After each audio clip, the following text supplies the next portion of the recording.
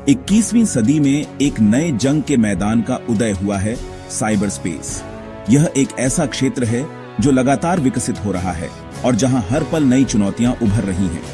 ये अदृश्य दुनिया, जहां डेटा नदियों की तरह बहता है और जानकारी सबसे ताकतवर हथियार है, यहां हर जानकारी का टुकड़ा महत्वपूर्ण है और हर बाइट मायने रखता है।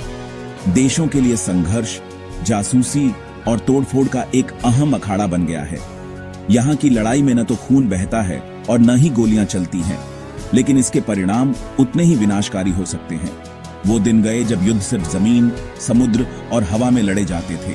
अब युद्ध का मैदान डिजिटल हो गया है और इसके नियम भी अलग हैं।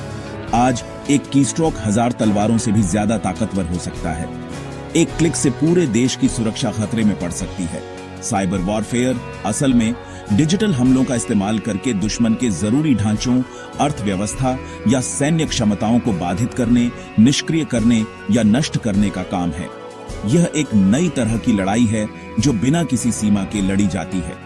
यह एक खामोश, अक्सर अदृश्य संघर्ष है जिसमें व्यापक नुकसान पहुंचाने और भौतिक दुनिया में अराजकता फैलाने की क्षमता है। यह संघर्ष बिना किसी चेतावनी के शुरू हो सकता है और इसके परिणाम दूरगामी हो सकते हैं। भारत और पाकिस्तान जैसे देशों के लिए, जो लगातार दुश्मनी की स्थिति में है, साइबर डोमेन उनकी लंबे समय से चली आ रही प्रतिद्वंद्विता के लिए एक नया मोर्चा पेश करता है। ये एक ऐसा क्षेत्र है जहां दोनों देश अपनी ताकत और कमजोरियों को परखते हैं। ये निबंध भारत पाकिस्तान साइबर संघर्ष के जटिल परिदृश्य में उतरता है, जहां हर कदम सोच समझकर उठाया जाता है। इस्तेमाल की जाने वाली रणनीति, संभावित परिणाम और इसके प्रभावों का गहन विश्लेषण करता है, और इस बढ़ती डिजिटल हथियारों की दौड़ से उत्पन्न जोखिमों को कम करने के लिए अंतरराष्ट्रीय सहयोग की तत्काल आवश्यकता की जांच करता है। यह एक ऐसा समय है जब वैश्विक सुरक्षा के लिए एकजुट प्रयासों की आवश्यकता है। भारत और पाकिस्तान के बीच साइबर प्रतिद्वंदिता कोई नई बात नहीं है।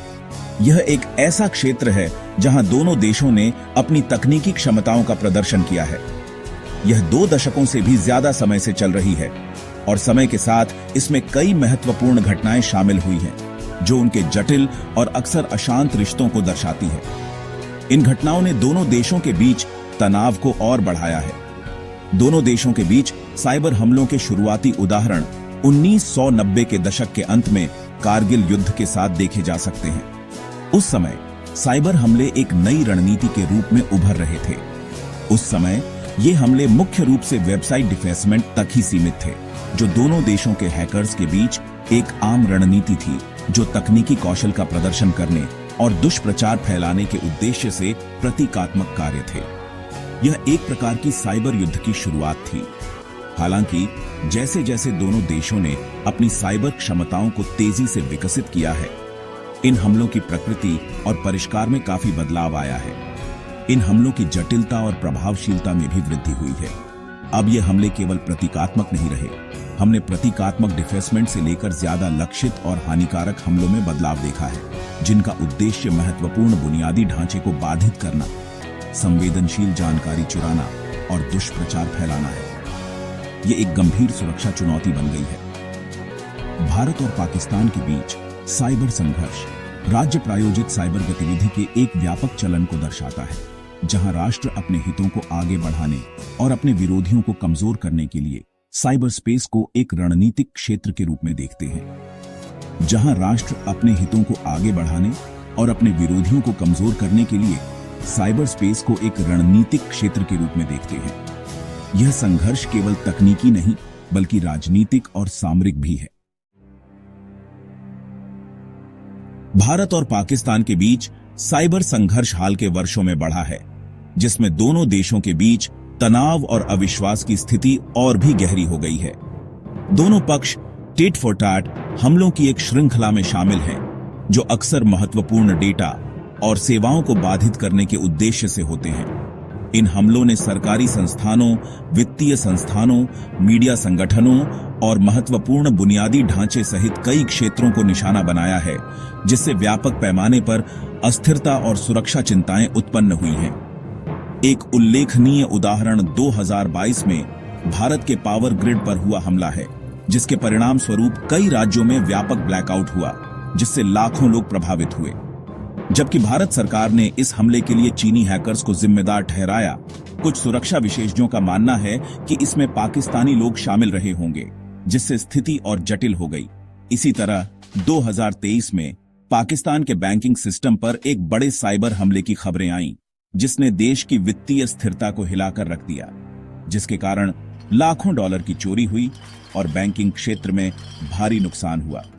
जबकि किसी भी समूह ने हमले की जिम्मेदारी नहीं ली, पाकिस्तानी अधिकारियों को भारतीय हैकर्स के शामिल होने का संदेह था, जिससे दोनों देशों के बीच तनाव और बढ़ गया। ये हमले साइबर हमलों के लिए महत्वपूर्ण बुनियादी ढांचे की भेद्यता और इस तरह के हमलों से महत्वपूर्ण आर्थिक नुकसान और सामाजिक व्यवधान पैदा करने की क्षमता को उजागर करते हैं, जिससे राष्ट्रीय सुरक्षा पर गंभीर प्रभाव पड़ता है।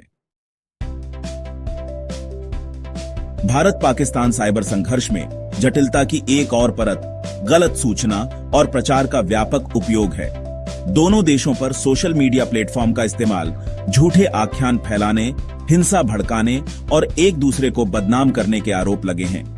नकली सोशल मीडिया अकाउंट, छेड़छाड़ की गई तस्वीरें और मनगढ़ंत समाचार रिपोर्टों का इस्तेमाल इस डिजिटल सूचना युद्ध में एक आम रणनीति बन गई है। इन अभियानों का उद्देश्य जनता की राय को प्रभावित करना, विरोधी समाज के भीतर कलह बोना और भय और अविश्वास का माहौल बनाना है। ऑनलाइन गलत सूचना और प्रचार के प्रसार से सच्चाई को झूठ से अलग करना मुश्किल हो जाता है, जिससे तनाव और बढ़ जाता है और संघर्ष को कम करने के प्रयास बाधित होते हैं। अंतर्राष्ट्रीय प्रतिक्रिया, एक मौन मंच।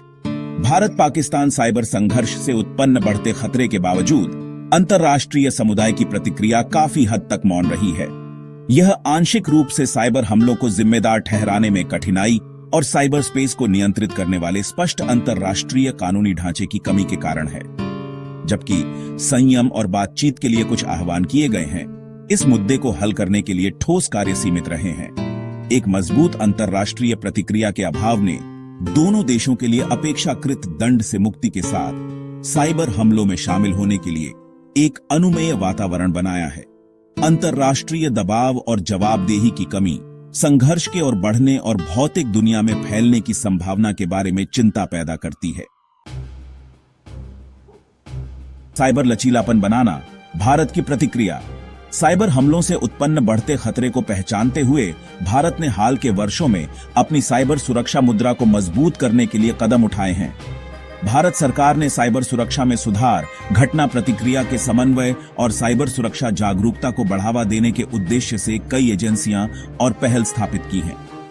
ऐसी ही एक पहल राष्ट्रीय साइबर सुरक्षा रणनीति 2020 है, जो भारत के साइबर लचीलापन को बढ़ाने के लिए एक व्यापक रोड मैप की रूपरेखा तैयार करती है। रणनीति महत्वपूर्ण क्षेत्रों जैसे महत्वपूर्ण बुनियादी ढांचे की सुरक्षा, साइबर अपराध की रोकथाम, क्षमता निर्माण और अंतर्राष्ट्रीय सहयोग पर केंद्रित है। भारत साइबर स्पेस में जिम्मेदार राज्य व्यवहार के लिए मानदंडों और सिद्धांतों को बढ़ावा देने के लिए अंतर्राष्ट्रीय मंचों पर भी सक्रिय रूप से भाग ले रहा है। पाकिस्तान का साइबर सुरक्षा परिदृश्य। पाकिस्तान भी साइबर हमलों के बढ़ते खतरे के जवाब में अपनी साइबर सुरक्षा क्षमताओं को बढ़ाने के लिए काम कर रहा है। देश ने राष्ट्रीय साइबर सुरक्षा प्रयासों के समन्वय के लिए एक समर्पित साइबर सुरक्षा एजेंसी, राष्ट्रीय साइबर सुरक्षा केंद्र की स्थापना की है। पाकिस्तान साइबर अपराध से निपटने और महत्वपूर्ण बुनियादी ढांचे की रक्षा के लिए अपने साइबर कानून और विनियमों को विकसित करने के लिए भी काम कर रहा है। हालांकि पाकिस्तान की साइबर सुरक्षा क्षमताएं अभी भी भारत से पीछे मानी जाती है। देश सीमित संसाधनों, कुशल साइबर सुरक्षा पेशेवरों की कमी और साइबर खतरों के बारे में जागरूकता की कमी जैसी चुनौतियों का सामना कर रहा है। संघर्ष का भविष्य, एक स्थायी साइबर शीत युद्ध। भारत और पाकिस्तान के बीच साइबर संघर्ष निकट भविष्य में जारी रहने की संभावना है।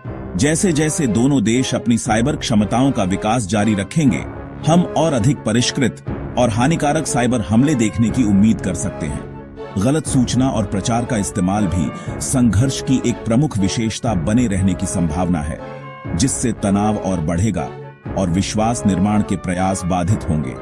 साइबर डोमेन, भारत पाकिस्तान प्रतिद्वंद्विता में एक तेजी से महत्वपूर्ण युद्ध का मैदान बनने की संभावना है, जिसके क्षेत्र और उसके बाहर संभावित रूप से अस्थिर करने वाले परिणाम होंगे।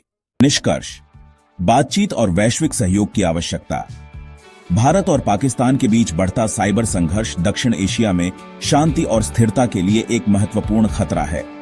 विश्वास की कमी, गलत सूचना का प्रसार और एक मजबूत अंतर्राष्ट्रीय प्रतिक्रिया का अभाव एक खतरनाक वातावरण पैदा करता है, जहां गलत अनुमान या वृद्धि के विनाशकारी परिणाम हो सकते हैं। दोनों देशों के लिए बातचीत में शामिल होना और साइबर स्पेस में तनाव कम करने के तरीकों का पता लगाना अनिवार्य है। साइबर घटनाओं के दौरान संचार के लिए हॉटलाइन और व्यवहार के साइबर मानदंडों पर समझौते जैसे विश्वास निर्माण के उपायों को स्थापित करने से गलत अनुमान और वृद्धि के जोखिम को कम करने में मदद मिल सकती है। अंतर्राष्ट्रीय समुदाय को भी साइबर स्पेस में जिम्मेदार राज्य व्यवहार को बढ़ावा देने और भारत और पाकिस्तान के बीच बातचीत को सुविधाजनक बनाने में अधिक सक्रिय भूमिका निभानी चाहिए। साइबर चुनौती का समाधान करने के लिए एक अधिक सुरक्षित और स्थिर डिजिटल दुनिया बनाने के लिए सामूहिक प्रयास की आवश्यकता है।